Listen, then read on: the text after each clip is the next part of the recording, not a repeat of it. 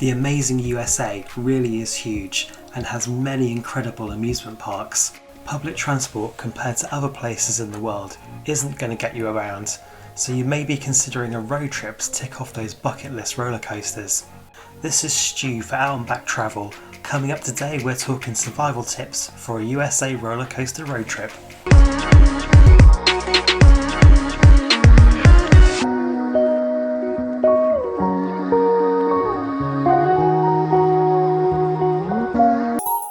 One of my family's favourite holidays is a USA road trip, and we've been doing it for over 20 years.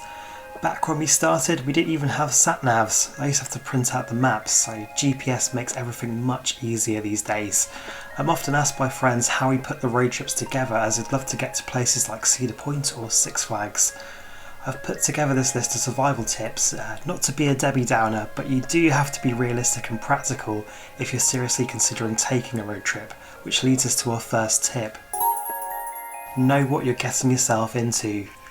This is a big commitment. You don't want to get out there and get stuck. This is not a beach vacation. It won't be relaxing. You're going to have full-on days of walking around super giant amusement parks and long drives between them. Of course, it can be incredibly rewarding to explore this great country and get on some of the most incredible roller coasters in the world. I'm talking to you, Youre 325.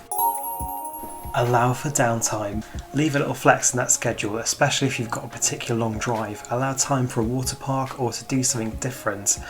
On our last road trip, we swapped some time out at our second day at Canada's Wonderland to go and see Niagara Falls. It was one of the highlights of the trip. Ensure you have sufficient time for each park. Is it a 2 or even a 3-day park? Don't try and cram too many things into one day and regret missing out on attractions. Also avoid trying cramming multiple parks into one day. Way back when, I went on an organised roller coaster club trip and we lost a morning at HersheyPark that has tens of roller coasters to go to a park with a kiddie wooden coaster. If chasing those wacky worms to up your credit count is your thing, you do you, boo. I'd recommend taking it slightly easier on the itinerary just to try and get the most out of your holiday time abroad. Prepare for long days. Coming from old Blighty, where we're used to the parks closing at 4 or even 5 PM, it's going to be a bit of a culture shock as the parks are open late and it's not uncommon for them to close at 10 PM or even later, which means long days, but it does also mean late night rides in the dark.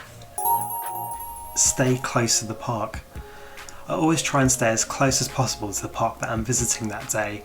That way, with those late park closes, I can roll straight into my bed after a full day enjoying the park. Trivago and Booking.com will allow you to put the amusement park into the search bar and switch to map view to see what's nearby. Of course, post-COVID times, I always recommend booking a flexible rate or accommodation that offers free cancellation in case plans change last minute, then you won't be out of pocket if they do.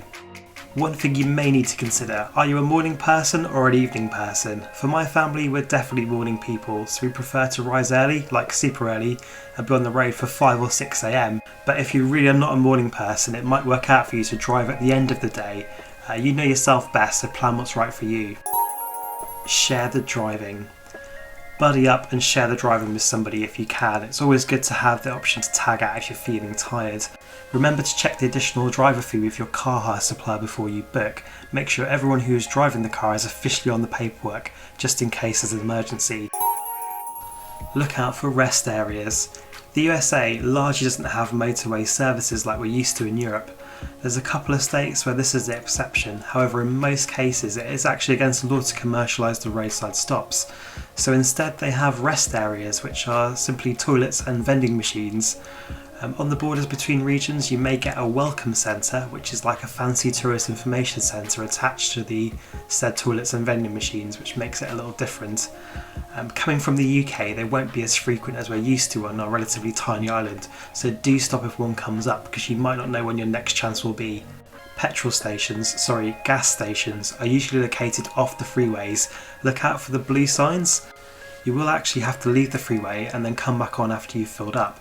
This is where you'll usually find your fast food options like your McDonald's too. So that's our tips for surviving a USA road trip. It is going to be a pretty full-on holiday, but it's also incredibly rewarding at the same time. I've got more videos on planning USA road trips coming up in the future, including where to start and how to get an itinerary together. Please subscribe to the channel to be notified when those videos go live. In the meantime, if you have any travel planning questions, please leave them in the comments below.